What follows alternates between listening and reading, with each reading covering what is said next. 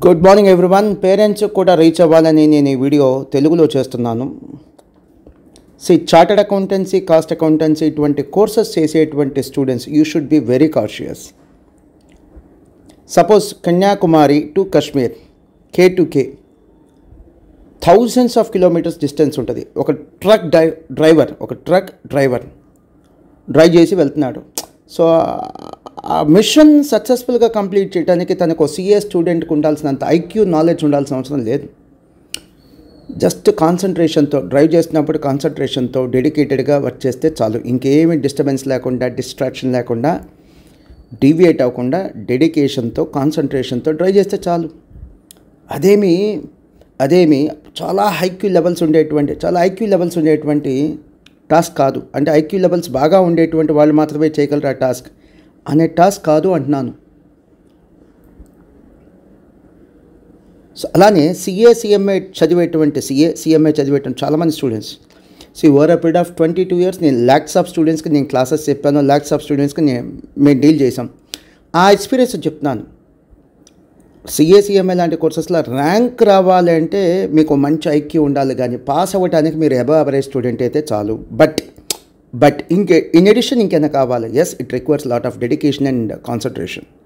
Class వినేప్పుడు చాలా concentration ఉండాలి. మీరు ప్రిపేర్ అయ్యేటప్పుడు చాలా డెడికేటెడ్గా ప్రిపేర్ అవ్వాలి. అవకాశం ఉంటే ఒక motivation, what will be your life after you qualify your CA or CMA courses.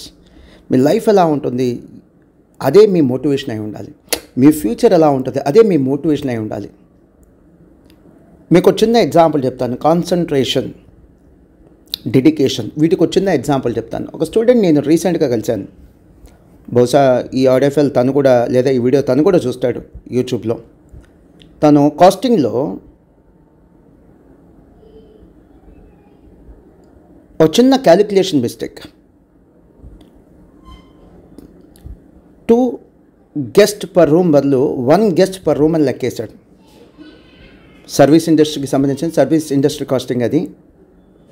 ఈ సర్వీస్ ఇండస్ట్రీ కాస్టింగ్లో మీకు ఐడియా ఉండే ఉంటుంది, కాస్టింగ్లో చేశారు సిఏ ఇంటర్లో. 2 guests per room బదులు 1 guest per room అని రాశాడు. టోటల్గా ఆన్సర్ మారిపోయింది. 3 marks 2 marks ఇంకా యాడ్ అయ్యి ఉంటే తను ఆ గ్రూప్ పాస్ అయిపోయేవాడు. ఆ టోటల్ క్వశ్చన్ మొత్తం మారిపోయింది. టోటల్గా తను ఆన్సర్ అయితే చేశాడు, అబ్సల్యూట్లీ అది 10 marks క్వశ్చన్ టోటల్గా ఆన్సర్ చేశాడు.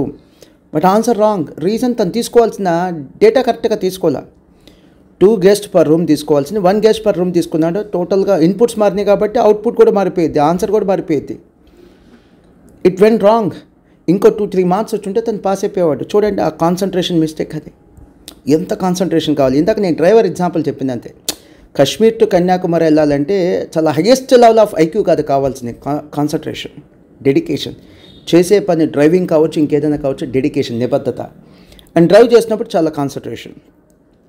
సో నేను చాలామంది స్టూడెంట్స్కి చెప్పేది అదే, క్లాస్ వినేటప్పుడు సరిగ్గా వినంటారు, అది 50% సక్సెస్. మీరు వీకెండ్స్ రాసేటువంటి ఎగ్జామ్స్, సండే ఎగ్జామ్స్ కావచ్చు, లేకపోతే post completion of the syllabus మీరు రాసేటువంటి ఎగ్జామ్స్ డెడికేటెడ్గా రాయండి. అంటే as if they are the final exams. అవి సండే ఎగ్జామ్స్ లాగా ట్రీట్ చేయొద్దు, అవే ఫైనల్ ఎగ్జామ్స్ అనుకున్నట్టుగా ట్రీట్ చేయండి. సీరియస్గా తీసుకోండి. ఈ సీరియస్గా తీసుకోకపోవడం వల్ల చాలామంది ఫెయిల్ అవుతున్నారు. నా బాధ అది. ఫెయిల్ అవ్వాల్సిన క్యాండిడేట్స్ కాదు వీళ్ళు, they are not so serious. చేసే పని పట్ల they are not so serious. Take it easy attitude. దీనివల్ల ఫెయిల్ అవుతున్నారు. మీకు ఒక చిన్న ఎగ్జాంపుల్ చెప్తాను. నేను అట్లీస్ట్ 40 to 50% ఇటువంటి స్టూడెంట్స్ని చూశాను. క్లాసెస్ సీరియస్గా తీసుకోరు. వీళ్ళకేం బ్యాడ్ హ్యాబిట్స్ ఉండవు. మళ్ళీ వీళ్ళ బ్రాటప్ చాలా మంచిది, వీళ్ళ పేరెంటింగ్ చాలా మంచిది, వీళ్ళు చదువుకున్న స్కూల్స్, కాలేజ్, ప్రయర్ ఎడ్యుకేషన్ చూస్తే, హిస్టరీ కూడా చూస్తే చాలా మంచిది. బ్యాడ్ హ్యాబిట్స్ కూడా ఉండవు. ఉంటే పెద్ద బ్యాడ్ హ్యాబిట్ ఏంటంటే వీళ్ళకి laziness and take it easy attitude. తర్వాత పెనాల్టీ కడతారు. First attempt, second attempt, third attempt అనవసరంగా పెనాల్టీ కడుతున్నారు. వీళ్ళ లేజినెస్ వల్ల, దానివల్ల వచ్చే పెనాల్టీ ఏంటంటే 6 months 1 year వేస్ట్ అవుతుంది. అది నా బాధ. వీళ్ళు నిజంగా కెపాసిటీ లేని వాళ్ళు, ఐక్యూ లేదు, కెపాసిటీ లేదు, లాంగ్వేజ్ బాగాలేదు, ప్రాపర్ స్కూలింగ్ లేదు, అలాంటప్పుడు ఫెయిల్ అయినా తప్పేం లేదు. ఇవన్నీ ఉండి కూడా ఫెయిల్ అవుతున్నారంటే only thing not so serious. Classes సీరియస్గా తీసుకోరు, ఎగ్జామ్స్ సీరియస్గా తీసుకోరు. ఇంటర్నల్ ఎగ్జామ్స్ రేపు ఎగ్జామ్ ఫెయిల్ అయిన తర్వాత కూర్చొని ఏడ్ చేయటం, బాధపడిపోవటం. నేను నా లైఫ్లో ఫస్ట్ టైం ఫెయిల్యూర్ చూశాను సార్. వీలే కాదు, నేను ఈవెన్ స్టాఫ్ని కూడా కనీసం 40-50% స్టాఫ్ ఎలా ఉంటారంటే నాట్ సో సీరియస్. స్టాఫ్కే సీరియస్నెస్ లేనప్పుడు, స్టాఫ్ అంటే ఏంటి, చదువుకున్న వాళ్ళు, కాస్త ఏజ్ పెద్దవాళ్ళు, స్టాఫ్కే సీరియస్నెస్ లేనప్పుడు ఇంకా పిల్లలకి మేము సీరియస్నెస్ తేవటం అనేది అంత ఈజీ టాస్క్గా చెప్పండి. అందుకనే ప్రకాష్ గారు కానీ, నేను కానీ, కృష్ణ గారు కానీ, మేడం గారు కానీ, పిల్లలతో ఎప్పుడు మాట్లాడినా, ఏ అవకాశం వచ్చినా కూడా ఫస్ట్ మేము చెప్పేది, అరే జాగ్రత్త చదువుకోండిరా, యూ షుడ్ బి కాషియస్. ఇది డేంజరస్ కోర్స్ ఏం కాదు, but you should be cautious. జాగ్రత్తగా డీల్ చేస్తే ఫస్ట్ అటెంప్ట్, సెకండ్ అటెంప్ట్లో పాస్ అయ్యే ఛాన్స్ ఎక్కువ ఉన్నటువంటి కోర్స్ ఇది, పాస్ అయిపోయే కోర్స్ ఇది. అన్నసరిగా కాంప్లికేషన్స్ పెంచుకుంటున్నాం. నిన్న ఒక స్టూడెంట్తో మాట్లాడాను. Complicatedly she made a result complicated. అన్ని తప్పులే.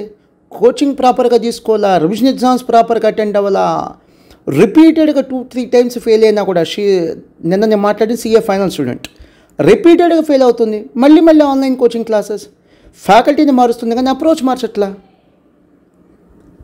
ఫెయిల్ అవటం, వరుసగా 2-3 times online coaching classes, fail అవటం. ఆ DT ఫెయిల్ అని ఫ్యాకల్టీ మార్చు, IDT ఫెయిల్ అని ఫ్యాకల్టీ మార్చు, FR ఫెయిల్ అని ఫ్యాకల్టీ మార్చు, ఆడిటింగ్ ఫెయిల్ అని ఫ్యాకల్టీ మార్చు, బట్ అప్రోచ్ మార్చట్లా.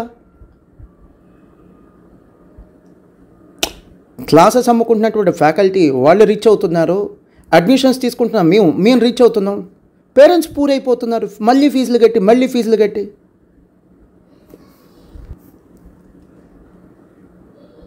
జస్ట్ నా ఒక 10 minutes బ్యాక్ ఒక స్టూడెంట్ని కలిస్తే, సార్ మీరు రిపీటెడ్గా ఎన్ని చెప్తున్నా కూడా ఎందుకో మీరు లైట్ తీసుకుంటున్నాం సార్ అని చెప్పి ఆ స్టూడెంట్ చెప్తే నాకు అదే బాధ అనిపించింది. నేను చెప్పేస్తే అయిపోతుందా, నేను ఒక మోటివేషన్ క్లాస్లో ఒక 1/2 hour 1 hour చెప్తే అయిపోతుందా? అక్కడ ఒక ఎకో సిస్టమ్ డెవలప్ అవ్వాలి. అక్కడ ఉండే నాన్ టీచింగ్ స్టాఫ్ కానీ, టీచింగ్ స్టాఫ్ కానీ రిపీటెడ్గా చెప్పాలి. నేను చాలామంది ఫ్యాకల్టీ మెంబర్స్ చూశాను. అట్లీస్ట్ 10 ఫ్యాకల్టీ మెంబర్స్లో కనీసం 4-5 ఎలాంటి వాళ్ళు ఉంటారంటే సెల్ఫ్ బోస్టింగ్ వాళ్ళ గురించి గొప్పగా చెప్పుకుంటారు. టీచింగ్ నాకు ప్యాషన్ అమ్మా, ఇది ప్రొఫెషన్ కాదమ్మా, ఎట్సెట్రా. తప్పేం లేదు. స్టూడెంట్స్ని గైడ్ చేయటం కూడా మనం అంతే కమిటెడ్గా గైడ్ చేయాలి కదా. ఫ్యాకల్టీని అలాంటి వాళ్ళని కనీసం 5 out of 10 ఫ్యాకల్టీ చూసారు, వాళ్ళ గురించి చాలా గొప్పగా చెప్పుకుంటారు, కోర్స్ గురించి గొప్పగా చెప్పరు. నేను గొప్ప కోర్స్ జాయిన్ అయ్యాను స్టూడెంట్కి ఫీల్ అయ్యేటట్టుగా చేయరు. ఈ కోర్సులో క్వాలిఫై కావాలి అంటే, పాస్ అవ్వాలంటే, సక్సెస్ కావాలంటే డూస్ అండ్ డోంట్స్, ఏం చేయొచ్చు ఏం చేయకూడదు, స్టూడెంట్కి ఉండాల్సిన అట్రిబ్యూట్స్ ఏంటి, ఎలాంటి తప్పులు చేస్తే స్టూడెంట్స్ అనవసరంగా ఫెయిల్ అవుతారు, అవి చెప్పరు ఫ్యాకల్టీ. అట్లీస్ట్ 40-50% ఫ్యాకల్టీ ఈ టైపే. ఈవెన్ నాన్ టీచింగ్ స్టాఫ్ కూడా అంతే. అరే మన బ్రెడ్ అండ్ బటర్ వచ్చేది పిల్లల నుంచే, మనకు ఫీజులు కట్టేది పిల్లలే, మన మెయిన్ సోర్స్ ఆఫ్ ఇన్కమ్ స్టూడెంట్సే. వాళ్ళ గురించి పట్టించుకో, మన గురించి గొప్పగా చెప్పుకుంటాం. Self boasting.